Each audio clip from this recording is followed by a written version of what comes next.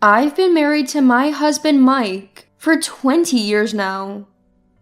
We're not wealthy, but we own our home and have built a simple yet happy life together. We're blessed with 2 wonderful children. Our eldest son Joshua attends a local university.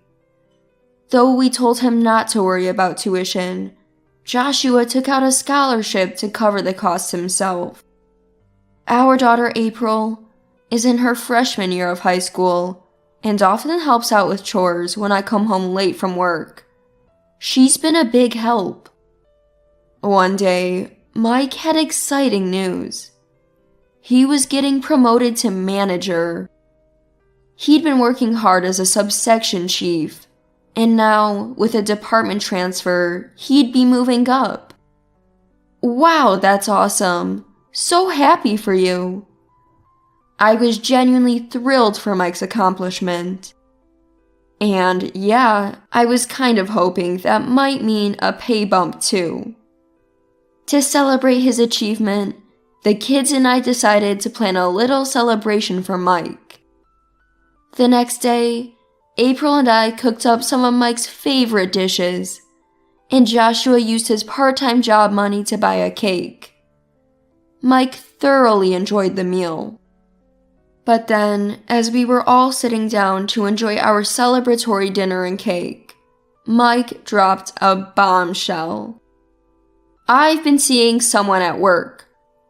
Excuse me? I had to ask him to repeat it. None of us had any idea what he was talking about. Ignoring our confusion, Mike continued. She's pregnant. This is my house, so I'd like you all to leave. I felt my head spinning. Wait a minute, do you even realize what you're saying? She's 10 years younger than me and adorable. I'm just not interested in an old lady like you anymore. Our kids glared at Mike. Seeing their expressions, he said, You guys are grown up. You can fend for yourselves, right? That's when Joshua lost it. You've got to be kidding me. I may be an adult, but April's still a high school student. It looks like it's about to hit me at any moment. Who needs an education when you're a woman? You could just sell your body if you want to work. Time seemed to stand still for a moment, but I mustered my voice from deep within, tinged with anger. Excuse me? That's your own daughter you're talking about. How could you say that? After hearing me, April ran to her room crying. You're no father to me anymore.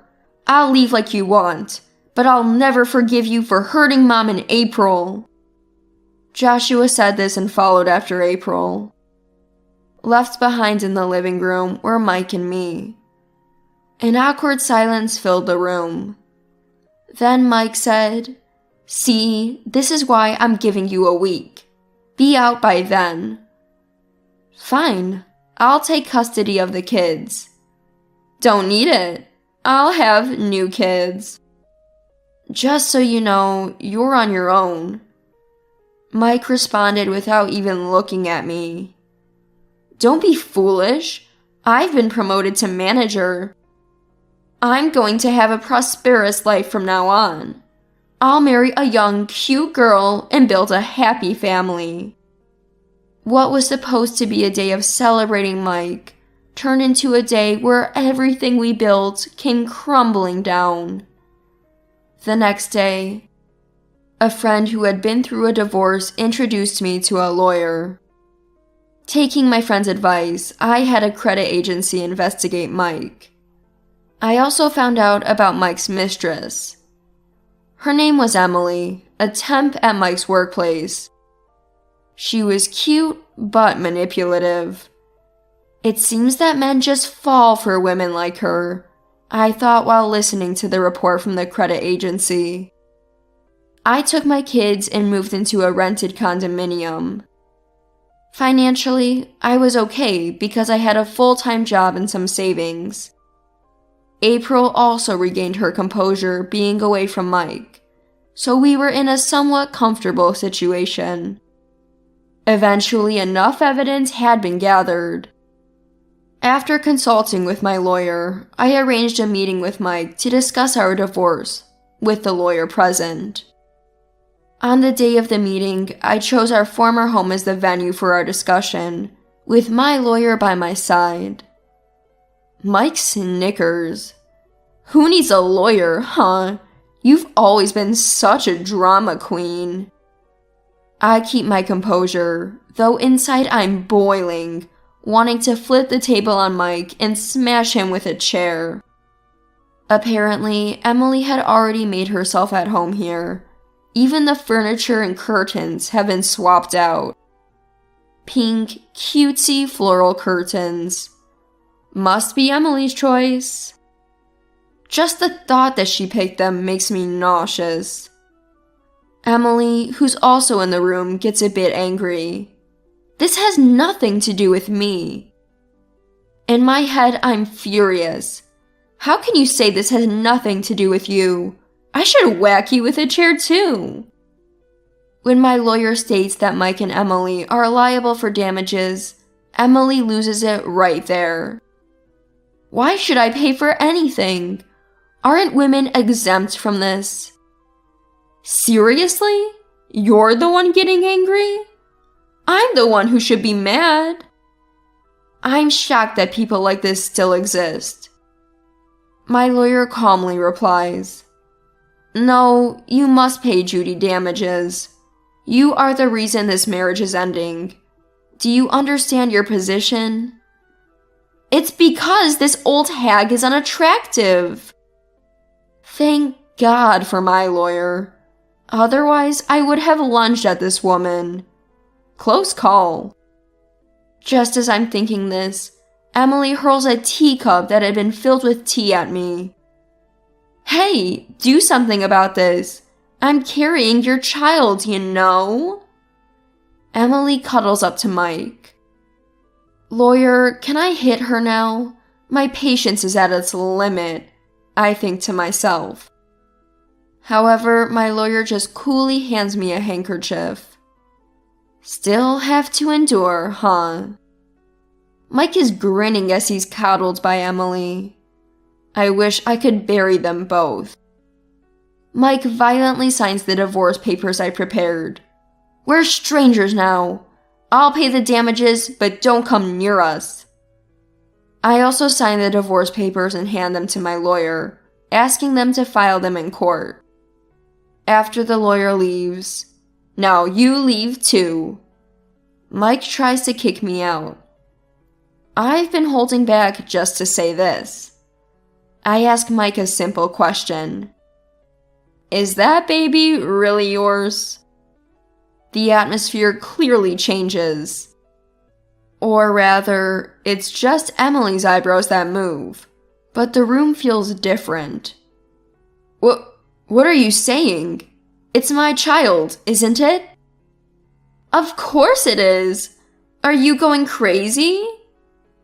I quietly lay out some documents on the table. You're not just seeing Mike.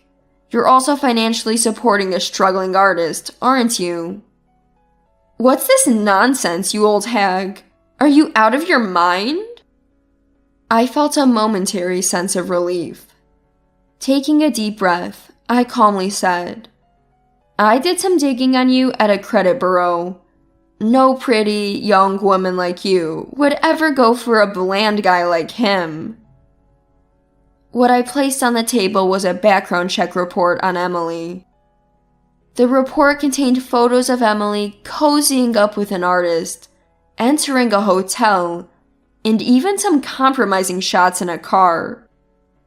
Mike was red-faced, staring at the report. What's the meaning of this?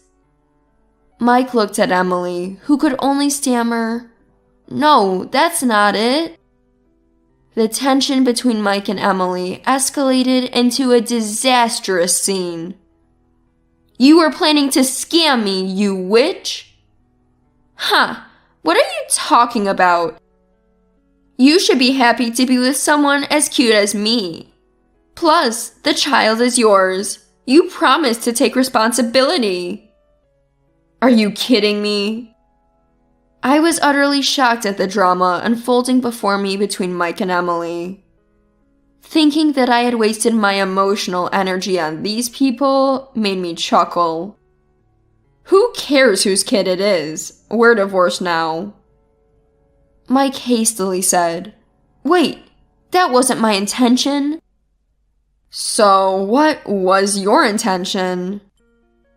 I mean, let's not go through with a divorce. You're ridiculous. Slow tears filled Mike's eyes.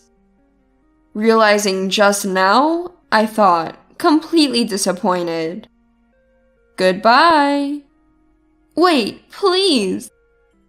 As I left the house, Mike's pleas and Emily's enraged shouts followed me. Later, I heard Emily did give birth, but the baby had mixed ethnicity.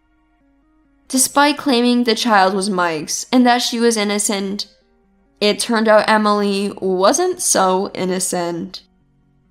Emily and her ex Mike are crazy. Turns out Emily had been involved with various men, including foreign nationals. The baby's father was likely one of those foreign men. Afterward, Mike kicked Emily out, and she moved back with her parents. I received an apology and compensation from Emily's parents via a lawyer. Mike quit his job as the pressure and judgment from colleagues became unbearable. Though he'd worked his way up to manager, it seems like he had it coming. While I felt sorry for the baby's future, I had no sympathy for Emily. Mike is struggling to find another job and is working part-time jobs to pay us compensation. I'm living peacefully with my kids now. Joshua still says he wants to give Mike a piece of his mind, but I always tell him, he's not worth your time or stress. April has recovered from her shock and is enjoying her high school life. For now, I just hope they grow up to be decent human beings.